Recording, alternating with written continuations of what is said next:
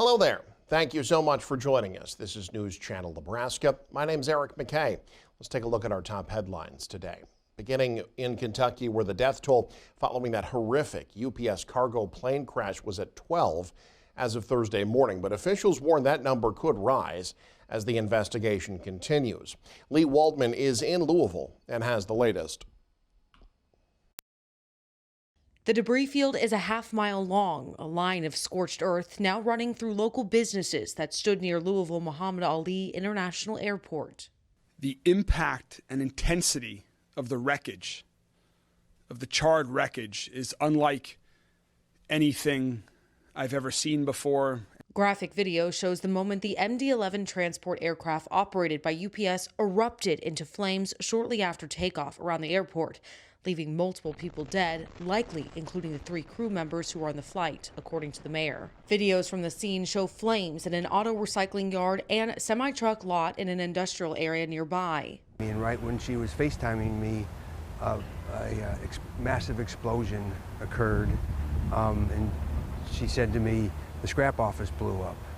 And it was like hell's fury. I mean, it was indescribable. People screaming, people running, people trying to help each other. Investigators for the National Transportation Safety Board said the plane's black boxes have been recovered and will be taken back to Washington, D.C. We feel comfortable once we get these to our lab in D.C. that we will be able to get a good readout of the applicable data, and that will be yet another point of information that will really help us understand what happened during this point of flight.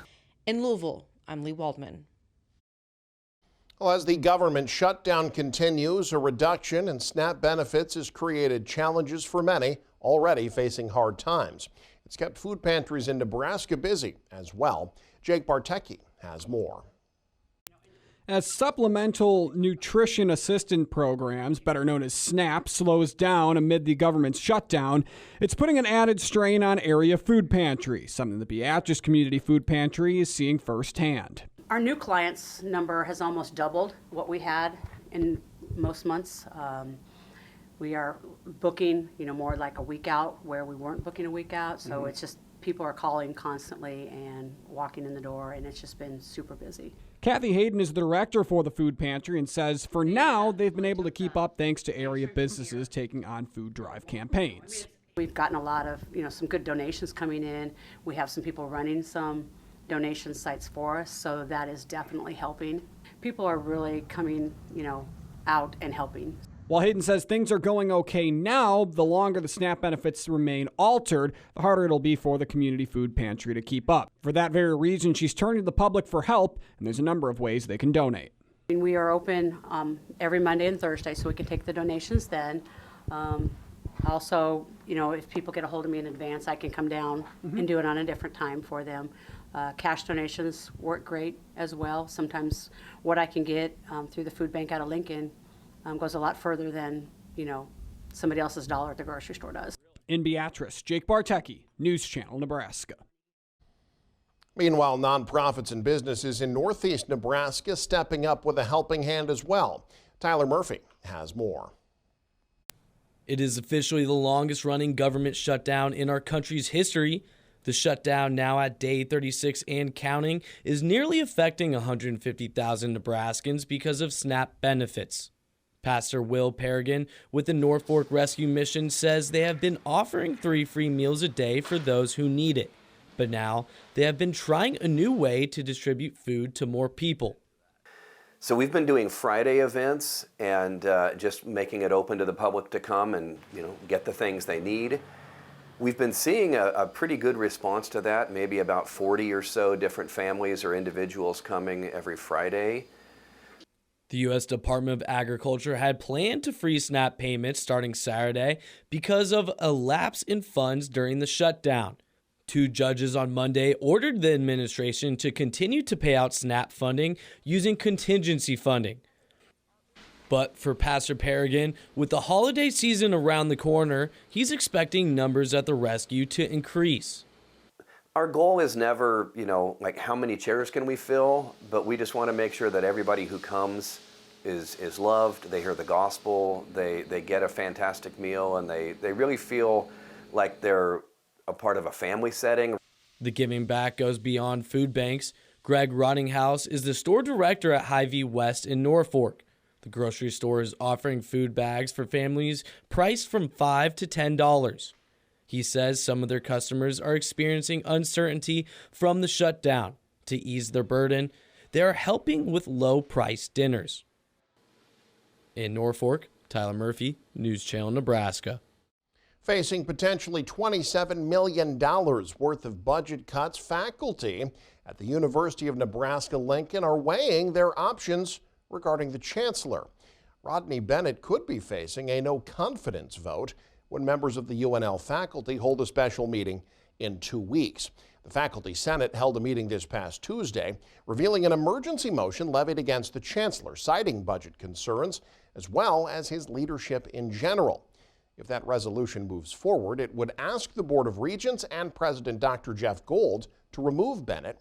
His contract, over $730,000 a year, expires this June. The Fairbury City Council down a member, and it has nothing to do with Election Day this week. Tuesday night City Council meeting was the final one for Dusty Schmidt, whose family's moving out of Fairbury. That makes him ineligible to represent the city's 3rd Ward.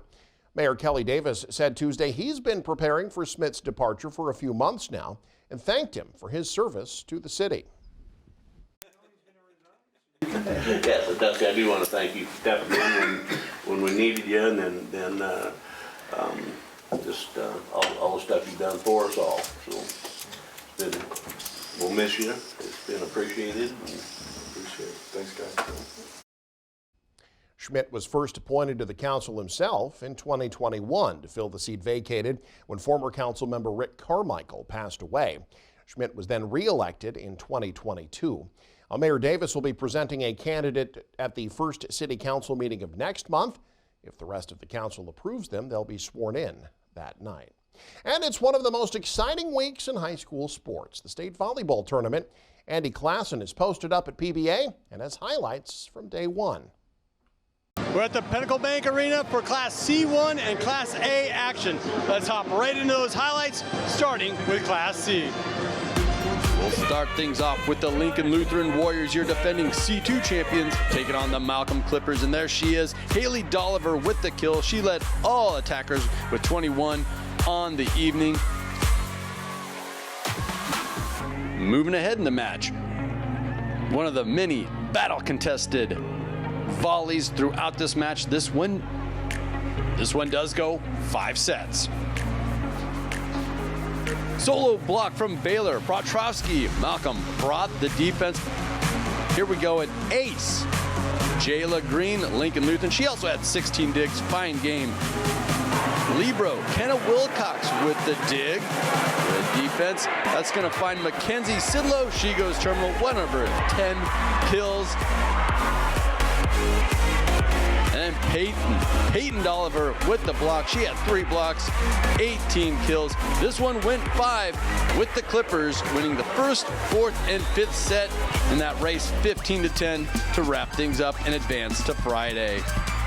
Moving on to Omaha, Concordia taking on Ashlyn Greenwood. Claire Perks, the sophomore hitter, with the kill. 7 kills, only 1 error. Fine game for her. Avery Whaley, the sophomore, she also got in on the action.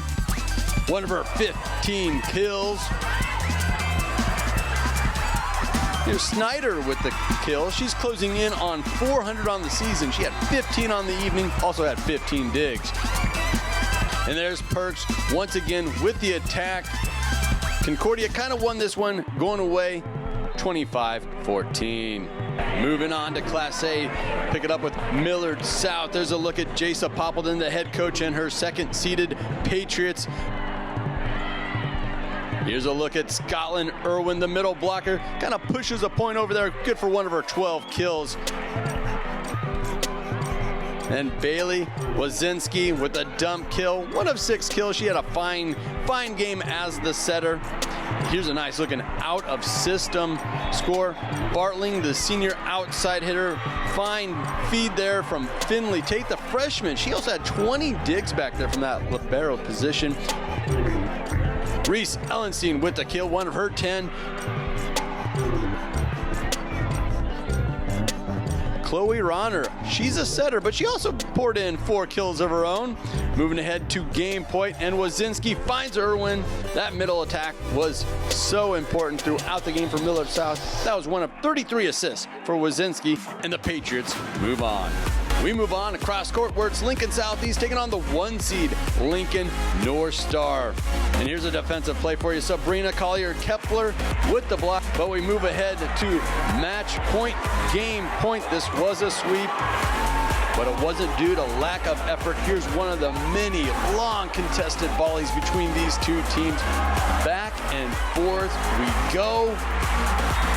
Southeast gets an opportunity here with the free ball. Just can't do anything with it. But Delaney Volkmer can. She gets the block. She led the way with 16 kills, 11 digs as the 1 seed takes care of business and puts away the 8 seed and advances to Friday. And you can stay up to date with the very latest by following us online. Head to newschannelnebraska.com. Click on the News tab there. You can also follow us on X, like us on Facebook and Instagram as well. Thanks for joining us. Have a great day. This is News Channel Nebraska.